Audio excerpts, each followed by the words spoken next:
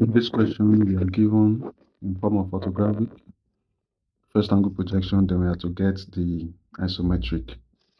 Now, what we are given here, we are given the front view and the plan, but I can sketch out the side view to be in this format, trying to indicate also what I can see from the side with the dimensions. So if you am to sketch it out to get the isometric form, taking the point at A. If I'm taking the point at A, it's a sketch. So that means I'm going to have this kind of shape so that I can be seeing the front view, the plan, and also the side view from the same construction. It's just like a reverse process. Orthographic is to be gotten from isometric, and at the same time, you can also get isometric from orthographic. Now, with this sketch, I will have to put my dimensions. Then, with my dimensions, I can get the construction.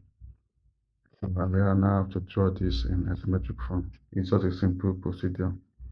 The main thing is for me to convert it to isometric as a sketch. Then I start the drawing. Down there is the main diagram after completion. So I just have to firstly draw an horizontal line, then I mark a point. Then from this point, I put my protractor, as you know, for isometric projection, and go 30 degrees to your left and to your right, then 90 degree upward, so that I can get the left and right isoplane and the vertical axis, joining them or extending them with a long ruler.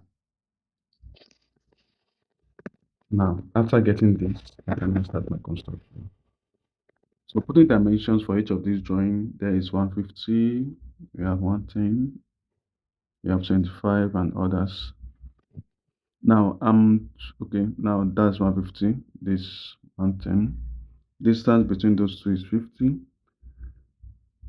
110 minus 25, I was able to get 85, that means divided by 2. That means from left to right there is 42.5 and 42.5. Because the addition of 42.5 times 2 and the 25 gives us 110, the total length. And now to get this part is 85 to subtraction. So, but when I want to start construction, I discovered that the radius or the length is too big, 150, then 110. So I then decided to reduce my scale. Initially, I wanted to start with that, but I then decided to reduce my scale. So instead of doing scale 1:1, so I'm now using 1:2. That means all my measurements will be divided by 2. That's what it means. It means 1 centimeter on this paper represents 2 on the drawing. So instead of 110, I have 55. Instead of 150, I draw 75 at this point. That's 7.5 centimeter. Then instead of 25, I have 1.25. 1.25 vertically upward, which approximately I'm making of 1.2. So from there downwards to up, that's 1.2 centimeter. Then after getting that, I take my ruler on the construction line, then my set square. So aligning my set square to the ruler, I firstly get the left isoplane with this format from this down point here. Then from this upper point, I get my left isoplane also. Then to get my right isoplane, making sure my ruler is still on the construction line, I got from this middle line of that 1.2. Then vertically, I get from the 5.5 at the left, and also I get from the 7.5 at the left. So the 5.5 at the right, the 7.5 at the left. So now with this vertical points, I join a stick line, joining these two parts. Now vertically upward, the distance there is 110 divided by 2, that means that's 55. So I take 55 upward. So if my construction is right, it intersects with that faint line that comes earlier from that other point. Then downwards, okay. Then I have the this distance to calculate this distance. 150 minus 125, that's 125. divided by 2. That means I'm making use of 62.5. So that's 6.25. That's what I'm taking to get this distance because of my scale. So I mark out 6.2 or 6.25. So then I mark out and I draw my line as a thick line. So because of my scale, so I put my ruler on the construction line, then my set square, so that I can get vertical line from that point. Then I also get my right isoplane from the other point. Then still my ruler on the line, but I transfer the line upwards so that I can now get this up and this up to get my right isoplane. My ruler still on the line. Now what next is for me to take the dimension.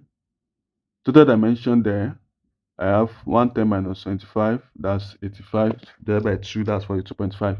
But now I'm making use of a scale. So instead of 42.5, let's say 43. That means half of 43 is what? 21.5.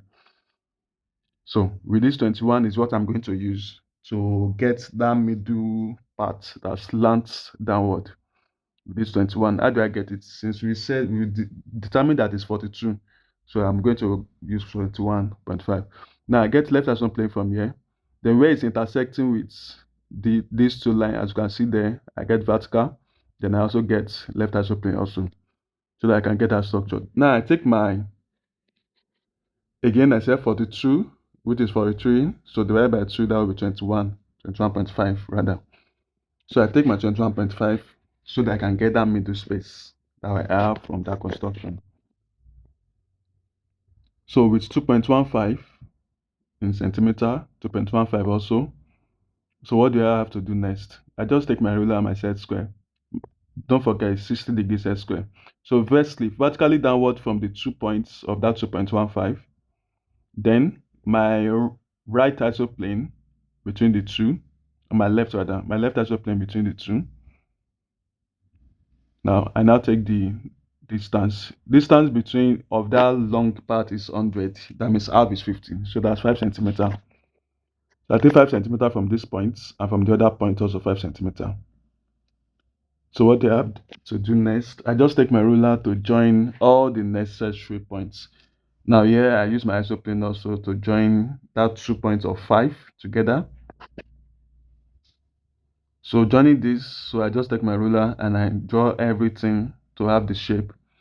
So this is the construction for isometric projection. Initially, the question is given in first angle projection of an orthographic. So that means when we look at, and we are just given 2 parts. So that means we have to determine the third side. That will be the side view or the third elevation. Then after determining the third elevation, we are going to sketch out our isometric projection. Then after sketching out the isometric projection, then we're able to get the diagram. No, we put the dimension, then we draw out the diagram. So this is the construction of isometric projection with a given orthographic projection. So the making sure that all the lines or construction lines are faint and the main line is visible. So that's